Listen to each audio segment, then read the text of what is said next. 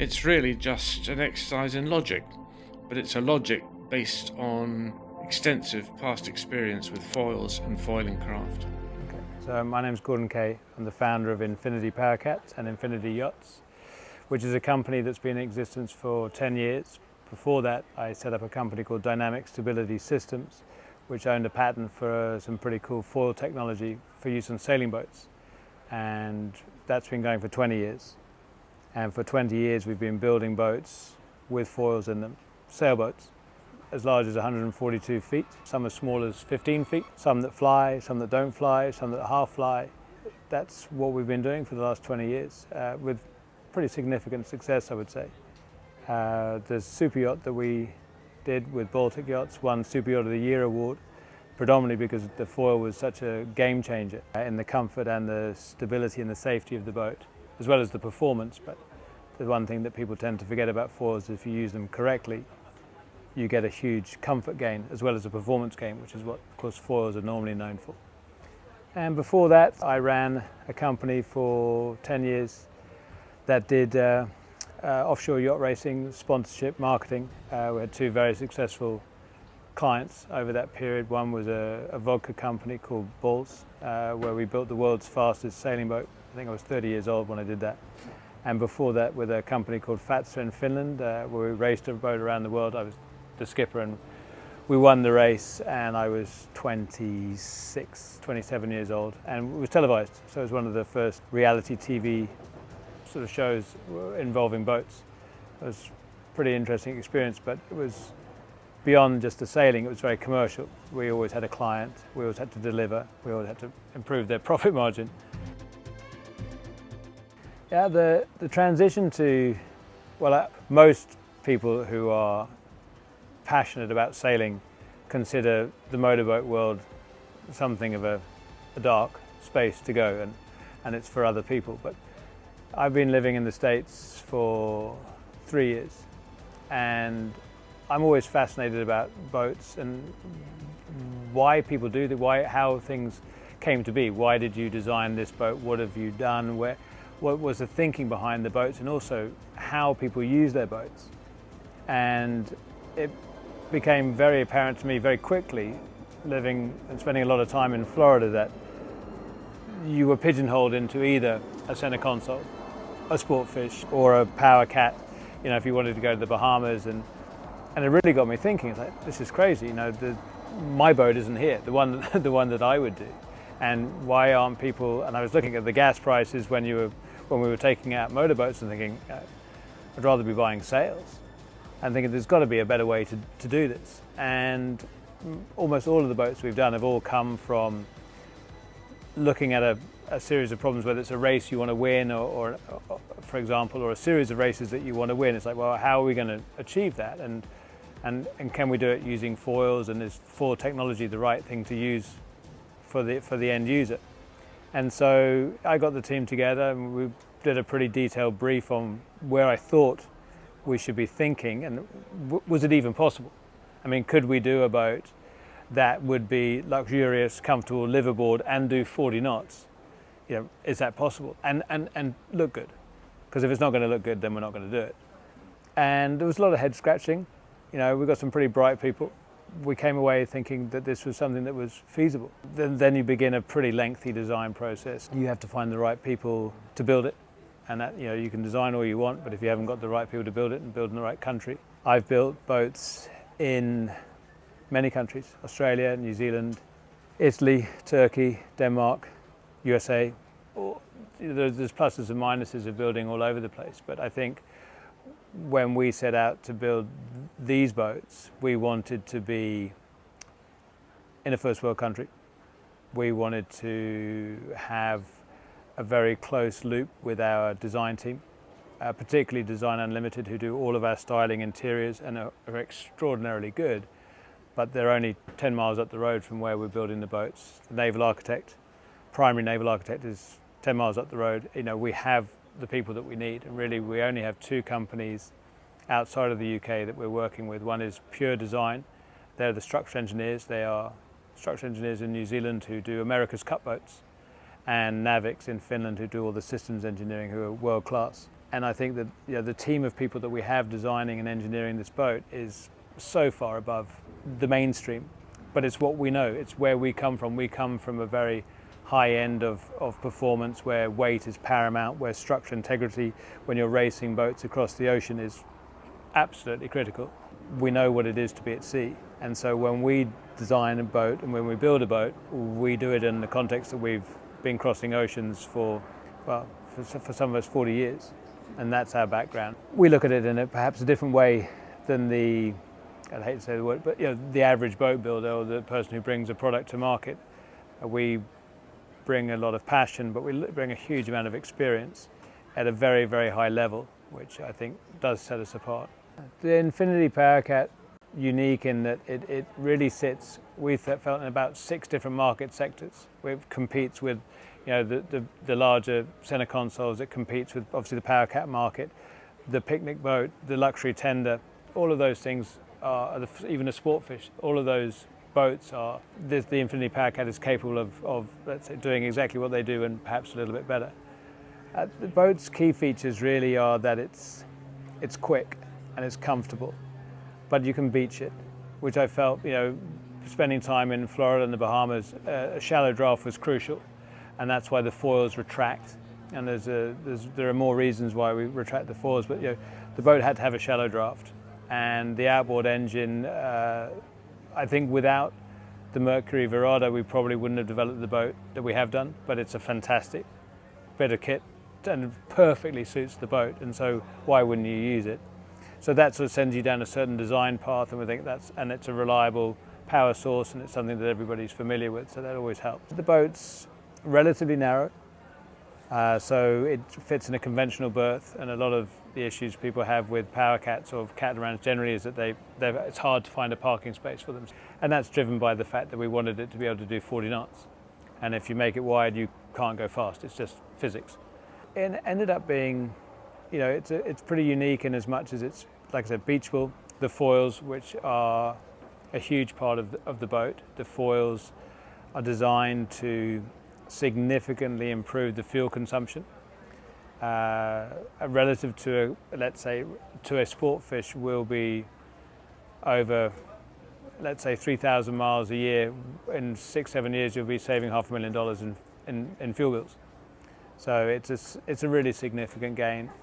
And the foils retract because, of course, foils only work between a certain speed range, so we could never really understand why you would leave foils in the water that you weren't going to use some of the time. And that would make the boat more slower. It would make the boat draggier, slower, and less fuel efficient, which didn't seem to defeat the object of having it there to make it more fuel efficient.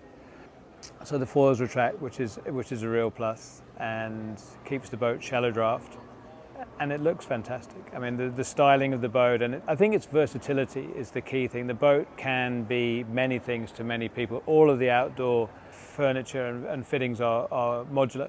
So you can have the outside of the boat set up for a weekend in Miami, for example, socializing, and then that can all be taken off the boat, and then the fishing kit can come onto the boat with the bait box and the bait well, and all of the things you need for fishing, and then you can come back and put in what you need for a family holiday. It doesn't change the rest of the boat. And because it's all in lightweight carbon composite, it's light. So you can just pick it up and move it and store it and change the boat. So the boat not only has different modes as when you're traveling on it between foiling and non-foiling and so on and so forth, it has different modes for living on it.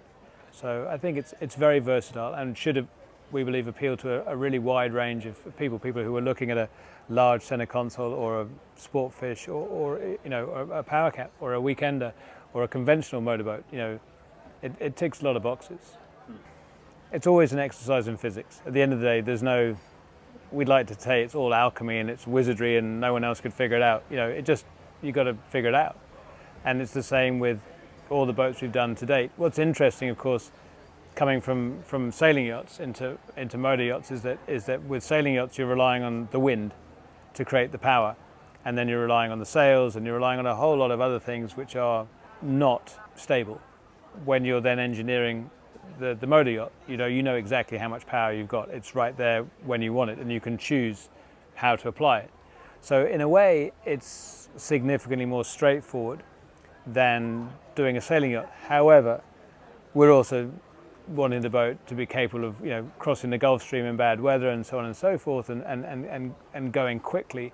And so that is another bit of a head scratch. You've got to figure out how you're going to get the foils to be as efficient as possible, to make sure you get the best fuel gains, but also to make sure that the ride is as stable as possible. And that's where I think our track record is pretty impressive. There are other examples of boats using foils which haven't been particularly stable, but we're very confident in our technology and the fact that we've been doing it for over 20 years to get those things right. And we're not trying to fly the boat.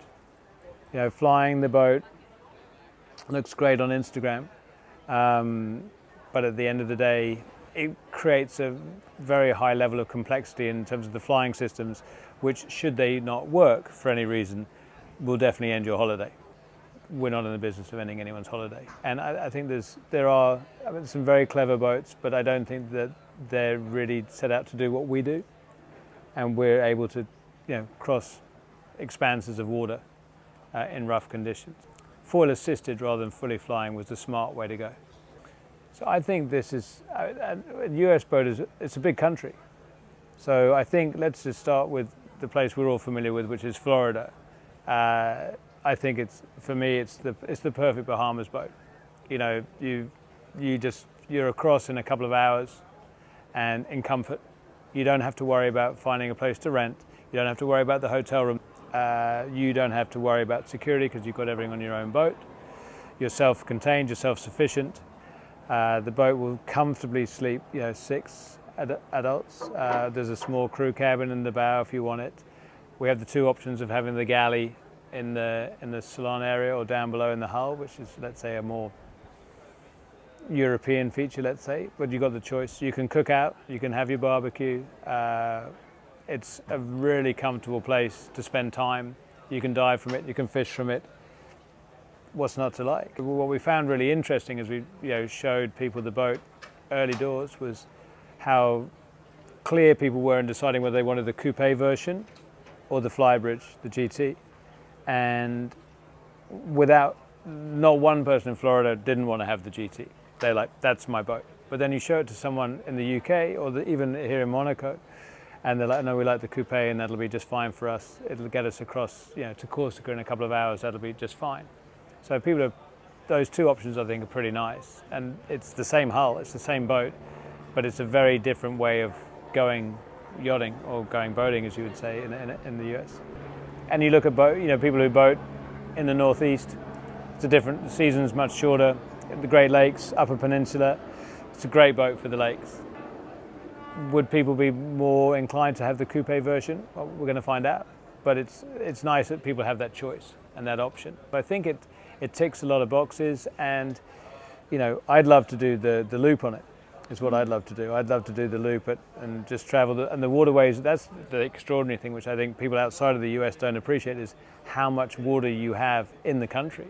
That you can just, for me, I would just get on the boat and I would tour the country by boat through the waterways. So the Powercat's set up to be very luxurious. It's a very, very high quality of finish, comparable with a supercar, in terms of the furnishings in the boat. It's not a high volume boat. The focus is very much on the comfort for the people that are on board the boat. As we know, we've got the different cabin layouts and gives people some versatility. It's a very comfortable, entertaining boat with large spaces to entertain, particularly at the aft end, and with the flybridge version as well. There's lots of sunbathing in the bow of the boat. We've got areas for kids, we've got areas for water sports. And the furnishings and the fixtures are just top of the range. This is an absolutely premium product. There's no skimping, there's no cutting corners. This is an experience to be on board the boat. We're very committed to that. And I think just the livability on board the boat, it's absolutely a boat you can live on. It's a boat you can sit on, you can extended family holidays. It's got all the services that you need to do that. So the systems are relatively simple for someone who is maybe not super experienced with boats. I think that it's obviously more complex than a center console, but at the end of the day, it's not a super yacht. It's got super yacht finish, but it's not a super yacht in terms of complexity. So I think the boat could very happily be run by an owner-operator, and if someone was more comfortable with a captain, then they'll take a captain. It's just at that crossover where, you know, you could quite happily have that. I know for me personally, it would just be, there'd be no captain, you give the thing, wipe it down yourself or get someone in to come and give it a clean and you're done. Never ceases to astonish me the difference in ride. And I'm coming from a world of sailing boats which are not famous for being comfortable, and racing sailboats which are genuinely not famous for being in any way comfortable. And the transformation of the ride in a forward-assisted boat is staggering. And when we did the super yacht, we reduced the pitching by 42%. That's the bit that makes you feel seasick. And the heeling bit, which makes you feel nervous, we reduced that by 30%. Those are huge numbers. To give you an idea, on a super yacht of 142 feet, to achieve the same heeling difference would have required 30 metric tons of lead in the keel, and we achieved the same effect with a 1-ton carbon fiber foil. So it's kind of a no-brainer. And there are some amazing technologies out there like Seakeeper and so on and so forth that are utterly, they work very, very well. The difference is that the foils that we have are dynamic, so they dynamically produce lift and stability. A cycle of efficiency, really, and it's just physics. But if you know what you're doing and you get the foils positioned correctly, then the dampening of the ride and the motion of the boat is really significant. We're fortunate enough where we are for the last 20 years to be right at the leading edge of what's going on and being a significant part of creating change in the industry. It's hard work to make a boat like this, to design it. It's much harder to do this than just to design a Powercat and put it on the market. I mean, we see a lot of, obviously there's some significant shifts with environmental concerns and emissions and so on and so forth. Of course, we do a big part of that already by making the boat just so much more efficient. And when you see a guy on a flyboard or whatever they're called, you're not thinking that looks comfortable, you're thinking that looks fun. But we know that you can be fast and comfortable, and that is really fun. We realised that, you know, that's where our passion is, and when we developed the boat, we knew we were going to need a partner to bring it to the market. Someone with a long history, a lot of credibility, and, you know, quietly, you know, we were looking for someone who was probably more conservative than we were, and Denison was the perfect fit. You know, we sat with the guys predominantly in the Palm Beach office, and long discussions about what we had and where we thought it could go, and to see if there was agreement and alignment and where they thought it could go. We came away from all of our meetings feeling very confident that there's some pretty bright guys. There's a lot of passion, there's a lot of knowledge at Denison, and we're here to take advantage of that, to be frank. It's not our core strength, but we're not marketeers, we're not salespeople. We don't know the market. We just know that we're passionate about building the best boats possible, and to do what we've done, which I think is frankly spectacular. We just needed the right partners to bring that to the market, and Denison fitted the bill. You know, I would say that I feel very fortunate to work with the people that I work with, and like all successful companies and all companies that strive to make a difference, if it's about people. And the respect between the companies and it is huge, because we know they're very good at what they do, and they know we're very good at what we do.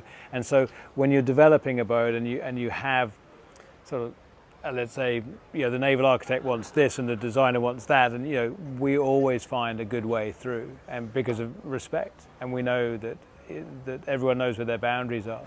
And I think the boat's stunning. I mean, my biggest concern when we designed the boat was that we wouldn't be able to get the look that I wanted for the boat that truly set it apart, because catamarans are tough to make look good. I mean, that's just physics. I mean, it's just what it is.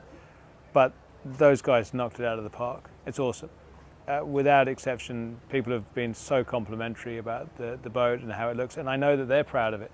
And when you see that energy come from your partners in the process, that it just drives you forward. And I think that's, you know, every day's a day you wake up thinking, how are we going to make this better? How are we going to, you know, and that for me is exciting. It's that excitement, how can we do it and how can we make it better? That's what drives us, and that's what excites me every day.